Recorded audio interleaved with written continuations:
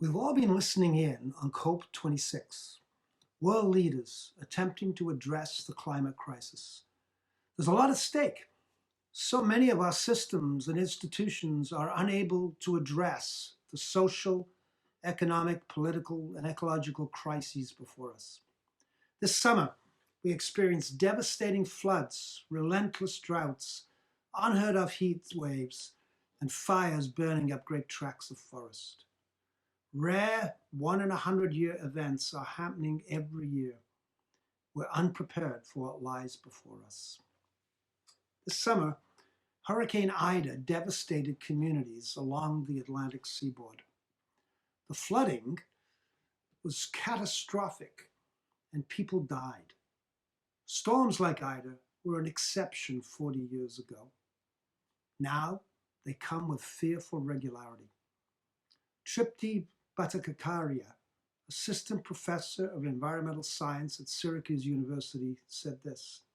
She said, "We are moving into a world we've never seen." The governor of New Jersey observed the state's sewage and water systems did exactly what they were designed to do in the flooding catastrophe that happened to New Jersey. They worked. The problem, he said, is that they were designed 100 years ago for a world that doesn't exist anymore. This is happening to congregations and their leaders. They are being stretched beyond their limits.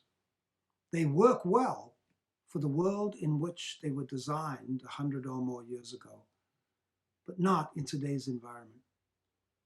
We are in a moment of institutional unraveling and are asking, what do we do?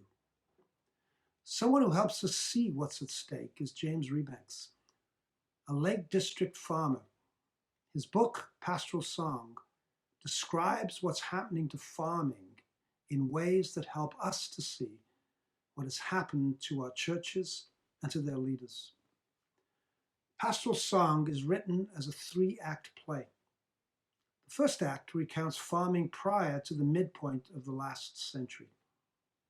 The second act describes the radical transformations in farming from the 50s forward, the era of what we call industrial farming, in the shape of sophisticated tractors, chemical fertilizers, and intensive monoculture intended to maximize efficiency and reduce the price of farming goods to a minimum.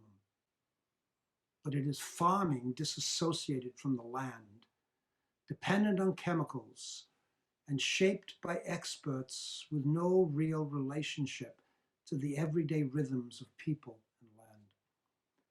By the end of the millennium, evidence was emerging that industrial farming was rendering the soils void of nutrients and making them dependent on the chemical fertilizers.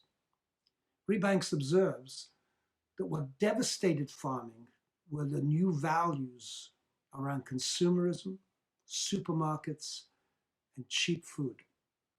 They were the values of success and progress separated from land and its people. Driving it were the new experts, turned out by distant schools with little connection to the land. Their tools were data studies, chemical fertilizers, and massive tractors. Rebanks' third act describes his journey back to a more sustainable farming rooted in the local.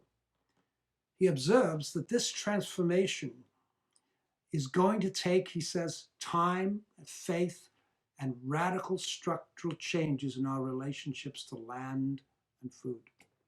For him, farmers became strangers to the fields that feed us. But something parallel has occurred to congregations. They too have become strangers to themselves and to their neighborhoods. Church leaders became enthralled as experts with growth, measurement, prediction, and the management of outcomes. A clergy industry made congregations like industrial farms as we produced clergy professionals trained to manage, predict, and anxiously fix structures designed for another time. The change we need is more fundamental than adjustment. tools and practices we've considered essential for the church may now be harmful. Rebanks puts it this way when he describes the plow. He says, in the past 30 years, we have learned that plowing is ecologically disastrous. This news is staggering and hard to take in for many farmers. Our civilization rests on the plow, he says, and the chemical tools of the post-war period. And yet the plow is a problem, and that means changing how we farm and think again about the tools we have come to rely on. End of quote. We too confront unprecedented crises.